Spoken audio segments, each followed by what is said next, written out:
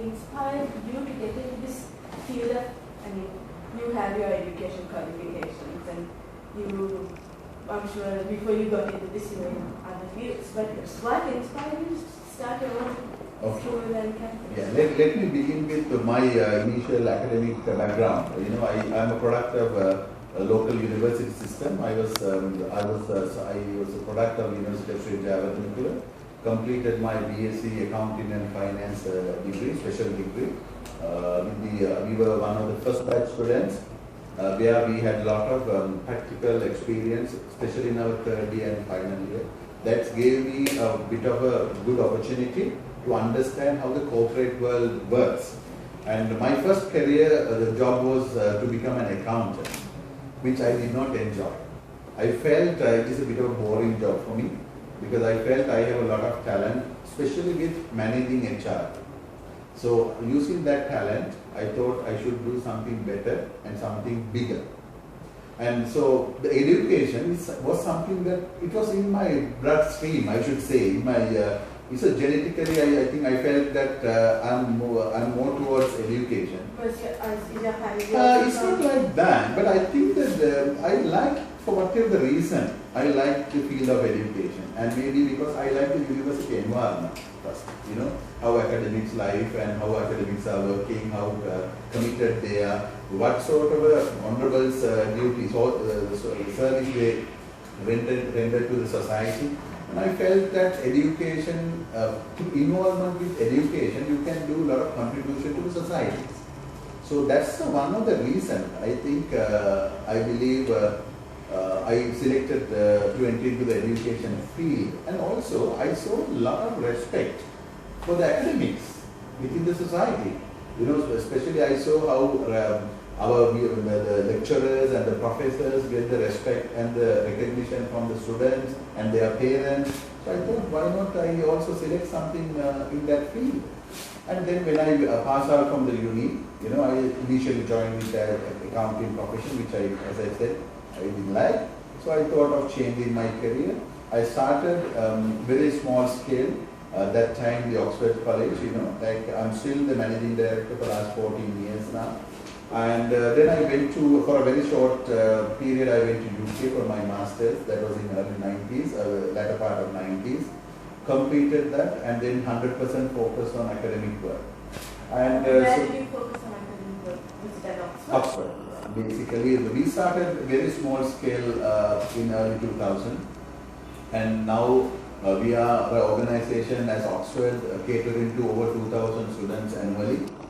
And with that experience, I initially thought about, always I've been dreaming to establish an international standard, the school and university, which I've been, you know, eyeing for last 15 to 16 years. So then I got this opportunity. I think I should mention before, in between, there was a bit of a transition period for me, where I involved with a lot of government projects. You know, so we as an institution, we the one who handle the youth sports training for entire country. You know, that is to teach English language program for all the students in the country. I handled nearly 12 districts, over 4,000 students, and that gave me a lot of support financially and otherwise. I managed to build a lot of contacts through that process, and then we got this opportunity to establish this school, and we basically got this property in 2007 and start construction work for the school. In 2009 we started Horizon College International. We started with something closer to 75 students. Today we have over 1,600 students enrolled in our school, and then 2011, 1,600 students at the school. And then university section we started in 2011. Today we have closer to 500 students studying in the campus section. So this is my journey during last 15 years. So now you can ask any question. Where did your schooling have an impact on what you see today? Okay, good. In fact, to build this sort of the magnitude or bigger venture, I think it's my international exposure mainly helped me. Especially when I was in UK, I used to travel a lot of the cities in UK. As well as when I returned, I wanted to really get to know what is happening in Asian continent. So I visited Singapore several times, I visited Malaysia several times, and then only I got to know this idea about having primary and secondary school together with the university. This is the first time in Sri Lanka. I know that in one place, both institutions are there, but of course we have a definitely clear separation from the physical existence. But as a concept, what we are doing is we nurture the school children from starting from kindergarten level to the A levels, using international curriculum, which we all know that Excel, and then when they come to year 12, from there they continue with our university education. How many of your students would make the transition from A level to your university? Okay, good question. But at the moment, this is our first batch of A level students. Okay. So we believe that at least 50% of them will continue with our own university. And because one thing is there are so much of sort of encouragements we have offered to them, like scholarships for special achievers, like A-star students. We are now offering them ranging from 25% scholarship to 100% scholarship. And also we are one of the very few in the private sector investing heavily on quality and infrastructure. That's right. And our main focus is to be an internationally recognized quality institution. We don't believe in, we call it only the classroom-based learning. We wanted to focus on, in addition to the classroom-based learning, most of the extra and co-curricular activities. If I tell you some of the facilities we have at the moment in our campus, we have our own cricket and athletic ground. We have our own swimming pool, and we have fully fledged computer and library facilities. And we are the first and only private sector institution having our own hostels. Right? So, and I believe these are all infrastructure, but I think we are one of the very few institutions focused on people's quality. This is just for your campus students? Yes.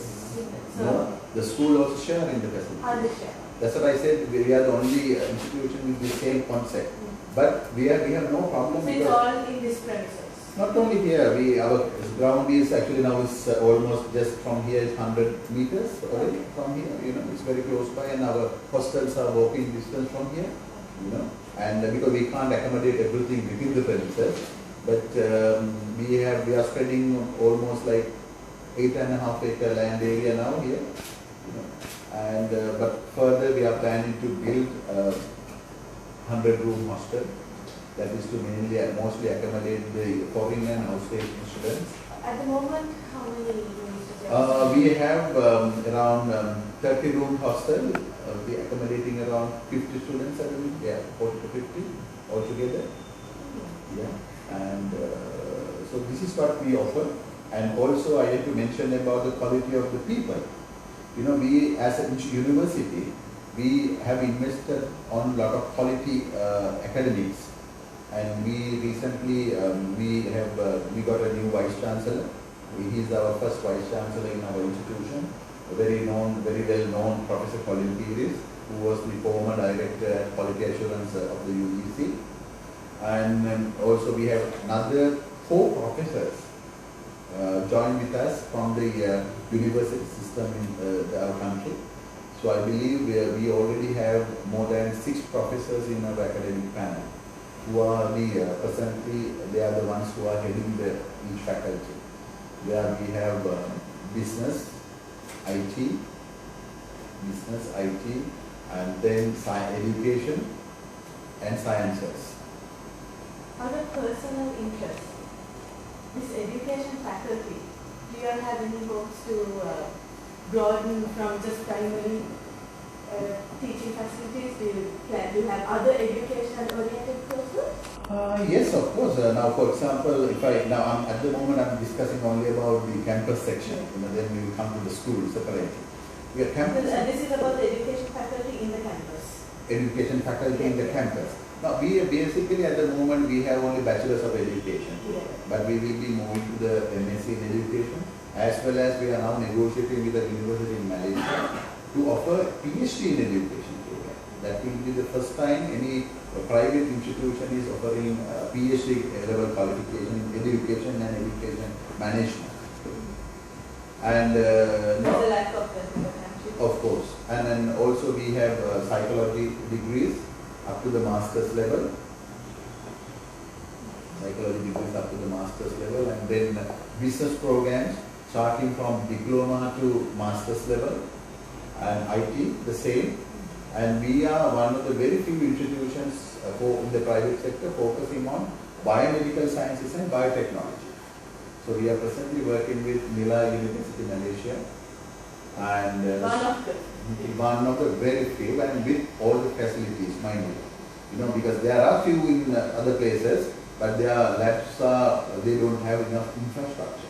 But we have a purposely built laboratories, which we spent nearly 5.5 million last year to build these physics and chemistry labs. So the universities that are affiliated to, what was the basis that you selected them apart from the high quality? Sure. One very reason was we wanted to know about their rankings, that is quality, but also the affordability and also the recognition locally as well as internationally. Especially we wanted to make sure that all our foreign partners are registered with Handbook of Universities and Commonwealth Register of Universities and approved by UGC of Sri Lanka. And so these were the main criteria, and also the employability of these our graduates when they complete the degree from that relevant university was also considered when we are selecting the university partners. At undergraduate level, apart from all the co-curricular activities, courses that are available, what other perks do your students? Yes, a very important thing I had to mention, last 4 years we have been offering a lot of scholarships. For example, this year itself we offered nearly 15 million worth of scholarships. We advertised on the papers in media starting from January. We offered nearly 12 million worth of scholarship only for this year. 15, actually it's 15. So Sandeep, we for 15 million scholarships. Yeah, 15 million worth of scholarship for this year, and these were given based on their access examination called placement examination. So we conducted the placement test in January, and based on the placement test plus the previous qualifications like A-levels and O-level qualifications, on the merit basis we offered them these scholarships ranging from 25% to 100%. So the scholarships are given entirely on academic merit? Exactly. What about if a student who can't afford and his average in studies comes?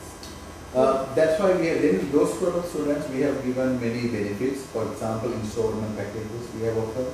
Plus, we have given them, offered them a very affordable loan facilities. Okay. We have a very good arrangement with Bank of Ceylon. They have given very low interest loan facilities with only single guarantor. And there were cases they even did not want the guarantors. Like a small fee, small amounts, they didn't ask even the guarantor. And also what we did was, we also have given them on sympathy grounds sometimes, when the student is really unable to afford to pay, we have given them free courses as well. That's what we have done. How closely do you interact with your students? I should say, whatever the events they organize, I always take part in their events. And then in addition to that, we have our student counselors and they always, on regular basis, they talk to the students. And normally as a practice in our organization, we always welcome the students. We warm, like we have a get together or gathering to welcome the students along with the parents. And that we use as a good opportunity for us to brief about our organization, its facilities and the quality of academic team. And in addition to that, every term we have at least one activity organized. For example, during the New Year period, we have a New Year celebrations here with participation from all the students. And from then school and campus? No, separately. The school we celebrate separately and the campus we celebrate separately. And also in addition to that, we have annual the get-together, end of the year get-together, as well as we have field trips, which mostly we also take part with the students. So therefore we have maintained a very close relationship with our students. Okay. What are your expectations for the next 5 years? Good question. Right. In fact, tell you honestly, we as an organization, as I mentioned you earlier, more than the short-term gains, we are planning for long-term gains. Especially, we are sharing the country's vision of being an education hub in the region. So, as a part of that concept, we are always thinking about investing for future, and that's why we are now started building our own 100-room hostel, and we are now about to complete completion of our fully fledged ground facilities, which can accommodate cricket as well as soccer and athletics.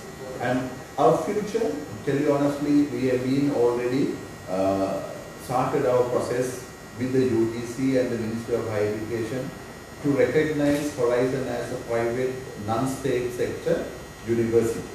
So we believe that this status will come through hopefully within another 2 months' time, and then we are ready to build fully fledged new campus in a close vicinity with all the facilities, and so as a school, our main focus is to improve the quality further. And at the moment, as I told you, we have close to 2,600 of students in the school. And last year, this particular month of August, our first O-level exam results were released. I'm very proud to say that our students have done exceptionally well in their O-level exams. We got 100% pass rate, 100%, mind you, 100% pass rate in very competitive London electoral examination this year. And that is inclusive of 25 students achieving A-star rates and 35 students achieving A-stars. A's, I should say A's. So altogether, all those who sat for the examination, every one of them have got through the examination. I believe this is the endorsement about our academic quality. So now we want to further focus on their A-level exams, and we have a good science and business program at the moment. So our main focus is to make all these students 100% pass, to maintain a 100% pass rate for their A-level exams. And in future, actually we have a plan to build our own auditorium, which we don't have at the moment. And I believe with that we become a fully fledged international school in this country with a lot of effort and focus given on quality. And you can see our environment is very conducive learning environment with a lot of greenery space. Because our children, and also as a philosophy of the school, we are focusing not only the quality but also the discipline. We are very, very well known in the society as a good quality, discipline organization. Okay. Anything else you would like to add? Okay. I think, did you ask any question about how to select the program? No, I didn't. Do you want to ask that question? If you'd like to tell us, Yeah, I think it's my duty as someone who is involved with education for the last 18 years to give a message to the parents. Dear parents, there are so many advertisements you see on daily basis or weekly basis in your papers. And it can be electronic media or print media, but I strongly advise them to look into the quality rather than quantities. And there are a lot of institutions available in Sri Lanka, but most of these institutions are not providing adequate facilities to build a character, especially in the international schools. That is one area that the parents have to focus, and also higher education. They should first of all check where they are going to study, what facilities this organization will provide. You know, it is not only the classroom facilities that the child needs to become a good graduate. They have to have other extracurricular, co-curricular activities. Then only they will have the experience of real life university experience. Otherwise, they will be book learners. That additional exposure is also very important. And then I believe the recognition of the institution also what it matters. And plus the partner university of that particular college also have to be checked properly. And especially now, present day, the University Grant Commission and Ministry of Higher Education, registration also very important. Unless these institutions are recognized by the Ministry of Higher Education, the qualifications what they get after 3 years or 2 years will not be also recognized. So my request from the parents is to think about all these factors. And also affordability. The parents should think about the affordability.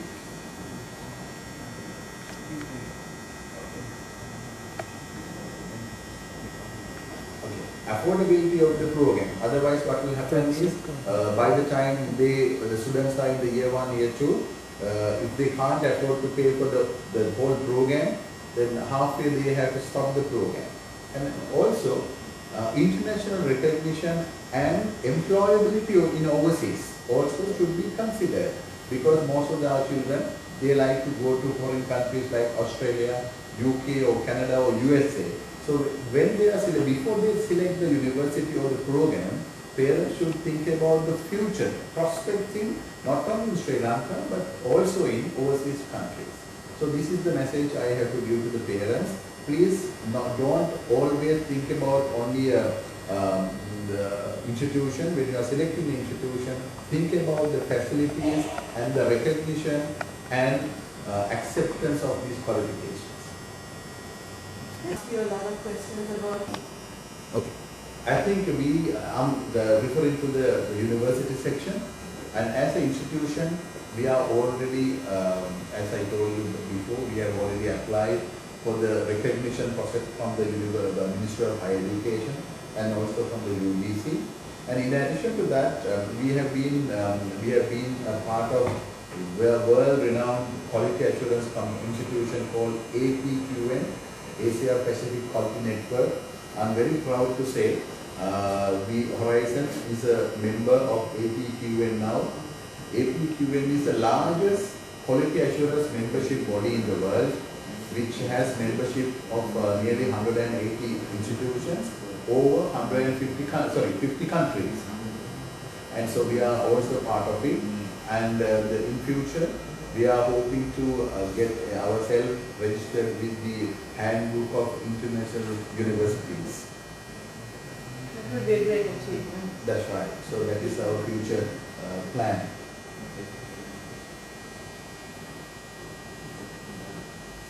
Okay, and let me also brief about what, as institution, what we have done for the country. And as I told you, we have really focused about the quality and the infrastructure facilities.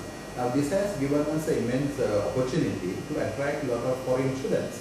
Presently, we are getting our first 18 students from Turkey. They all are coming to our campus to study for 4-year program. They all reached Sri Lanka by 20th of this month.